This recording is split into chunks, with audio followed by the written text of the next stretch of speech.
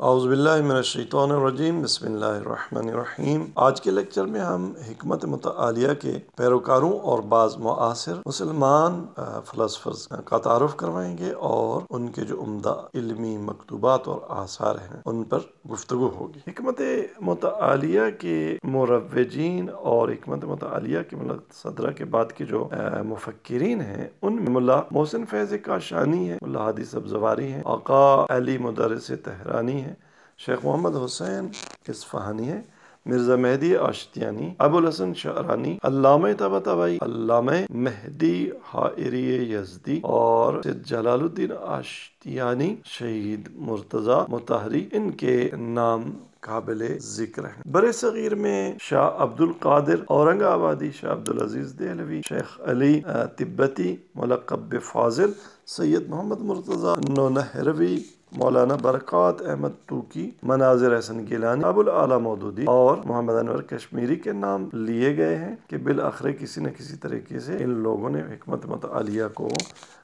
پڑھا اور کہیں نہ کہیں نقل اور بیان کیا۔ عرب ممالک میں ترکی، ملائیشیا اور انڈونیشیا میں بھی اس وقت کئی دانشور ایسے ہیں جو حکمت متعالیہ میں لگن رکھتے ہیں، اور غیر مسلم دنیا میں ہنری کوربن نے اور توشیہیکو ایزیتسو نے اور سید حسین نصر نے ملا صدرہ کے فلسفی آثار کو یورپی دنیا کے سامنے رکھا ہے۔ بالخصوص سید حسین نصر نے الشواہد الربوبیہ کا بھی انگلش میں ترجمہ کیا ہے، اور ملا صدرہ کے جو فلسفی نظام ہے اس پر بھی ان کی ایک کتاب چھپ چکی ہے۔ تو یہ چند ایک شخصیات ہیں کہ جن میں سے بعض مسلمان اہم فلسفی جنہوں نے حکمت متعالیہ کو کسی نہ کسی طریقے آگے پھیلایا، بیان کیا، اس کو پروان چڑھایا، ان کا انتہائی مختصر سا تعارف ہم آپ کی خدمت میں پیش کریں گے۔ جیسا کہ ہم نے بتایا کہ ملا صدرہ کے شاگرد اور حکمت متعالیہ کے پیروکاروں میں ایک عمدہ نام ملا محسن فیض کاشانی کا ہے۔ ملا محمد محسن فیض کاشانی 26 ستمبر سن 1598 میں پیدا ہوئے۔ آپ ملا صدرہ کے داماد تھے۔ کہتے ہیں کہ ملا صدرہ نے فیض اور اپنے دوسرے داماد جن کا نام عبدالرزاق لاہیجی ہے ان کو فیاض کا لقب دیا تھا۔ ملا محسن فیض کاشانی انہوں نے ملا صدرہ، شیخ بہائی ملا محمد تقی مجلسی اور میر فندرسکی کے ہاں زانو تلمذ طے کیا۔ ملا محمد باقر مجلسی آپ کے شاگردوں میں شمار کیے جاتے ہیں۔ ملا محسن فیض کاشانی ایک مشہور فلسفی فقیہ تھے۔ فلسفے کے ساتھ ساتھ فقہ میں بھی ان کے مخصوص نظریات تھے۔ ملا محسن فیض کاشانی کو بعض لوگوں نے اخباری علماء میں سے شمار کیا ہے، اور البتہ ایک فلسفی کا اخباری ہونا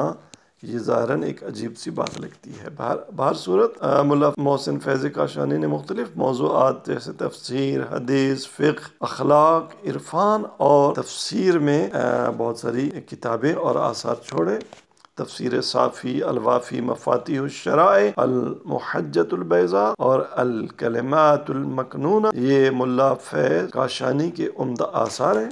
کہتے ہیں کہ مدرسہ فیضیہ جو قم کا ہے اس کی جو نام گزاری وہ ملا محسن فیض کاشانی کے نام کی وجہ سے ہے کہ آپ وہاں اس مدرسے میں مقیم رہے۔ آپ نے 23 مئی سن 1680 میں کاشان میں وفات پائی۔ ملا محسن فیض کاشانی کے بعد حکمت متعالیہ کے ایک اور عمدہ ستارے وہ ملا ہادی سبزواری ہیں، جو سن 1797 میں پیدا ہوئے سبزوار میں، اور آپ ایک زبردست شاعر بھی تھے، اور ان کی کمال شعر گوئی کا شاہد اور گواہ یہ ہے کہ انہوں نے منطق، الہیات، طبیعیات، علم النفس اور فقہ کو منظوم کلام میں پیش کیا۔ انہوں نے مشہد الاصفہان میں درس پڑھا، حکمت اشراق اصفہان کے ساتھ پڑھی۔ تعلیم مکمل کرنے کے بعد مشہد اور سبزوار میں تدریس کرتے رہے۔ 77 سال کی عمر میں ملا ہادی سبزواری نے سبزوار میں رحلت پائی۔ آپ کے شاگردوں میں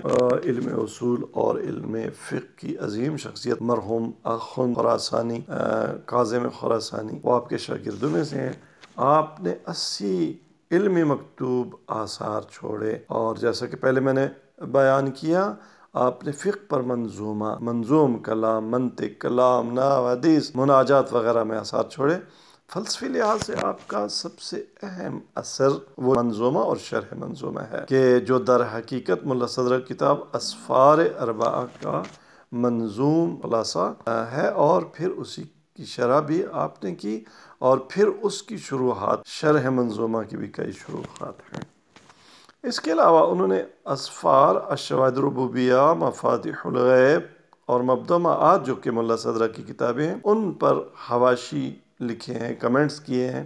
نحو میں انہوں نے الفیہ ابن مالک پر سیوطی کی شرح جو ہے اس پر بھی حاشیہ لکھا ہے، اور آپ ملا صدرہ کے شارح ہیں، لیکن اسفار جیسی بعض کتابوں کے حواشی میں بعض مقامات پر ملا ہادی سبزواری کے اختلافی نوٹس بھی موجود ہیں۔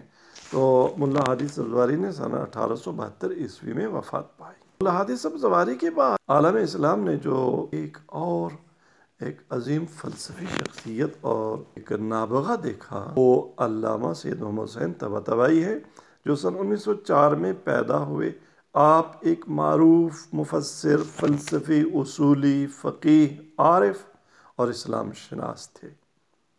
آپ قم میں سکونت پذیر تھے، لیکن تہران میں بعض علمی نشستیں جن کا اہتمام معروف مستشرق انریک کربن اور سید حسین نصر کرتے تھے، ان علمی نشستوں میں حاضر ہوتے اور لوگوں کو فلسفہ، عرفان، ادیان اور اسلام شناسی پر لیکچرز دیتے۔ کہتے ہیں کہ 20 سال تک علامہ طباطبائی کے ہنری کوربن کے ساتھ جلسات اور علمی نشستیں رہیں، 1958 سے 1978 تک۔ اور سید حسین نصر نے نقل کیا ہے کہ جس بلند و بالا درجے اور سطح کی یہ علمی نشستیں ہوتی تھیں، اس سے پہلے جہان اسلام میں اس کی کوئی مثال نہیں ملتی۔ یہاں تک یہ دعویٰ کیا جا سکتا ہے کہ قرون وسطیٰ جہاں سے صحت الدین مبین اسلام کا فکری اور معنوی رابطہ منقطع ہوا تھا، علامہ طباطبائی نے مسیحیت کی تعلیمات پر ایک کامل احاطہ ہونے کے لحاظ سے، اور حتیٰ ہندوازم کی جو اپانشاد ہیں ان کے مطالب پر بھی آپ کو بعض آپ کے جو مددگار تھے اور ان علمی نشستوں میں حاضر ہونے والی شخصیات تھیں ان کے ذریعے سے راجم پیش کیے جاتے، اور پھر ان علمی نشستوں میں علامہ طباطبائی علیہ رحمہ مسیحیت، ہندوازم کے نظریات کو نقل اور نقد کرتے اور اسلام کے نقطہ نظر کو بیان کرتے اور اس کی برتری کو بیان کرتے۔ فلسفے میں بدایت الحکمہ، نہایت الحکمہ اور اصول فلسفہ و روش ریالزم علامہ کی معروف کتابیں ہیں، اور آپ نے ملا صدرہ کی کتاب الاسفار العقلیہ الاربعہ اس پر بھی حاشیہ اور کمنٹس لکھے ہیں۔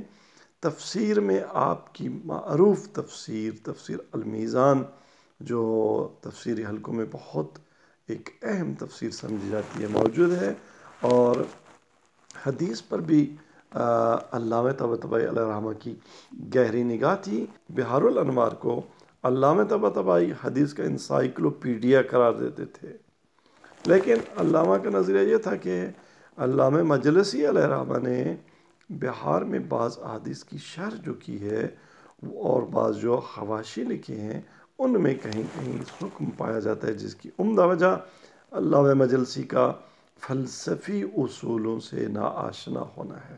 یہ وجہ تھی کہ اس کمی کو پورا کرنے کے لیے علامہ طباطبائی علیہ رحمہ نے کمر ہمت کسی، اور بحار الانوار کی ابتدائی 7 جلدوں پر انہوں نے بعض احادیث پر حاشیہ لکھا، جسے مؤسسۃ الوفا بیروت نے بحار کے ساتھ شائع کیا ہے۔ علامہ طباطبائی کے شاگردوں میں شہید مرتضیٰ مطہری، شہید بہشتی، امام موسیٰ صدر، حسن زادہ آمولی، فاضل لنکرانی، ابراہیم امینی، طاہری خرم آبادی، مصباح یزدی، جوادی آمولی، شبیری زنجانی، جعفر سبحانی، ناصر مکارم شیرازی، نوری حمدانی اور ڈاکٹر ابراہیم دینانی کا شمار ہوتا ہے۔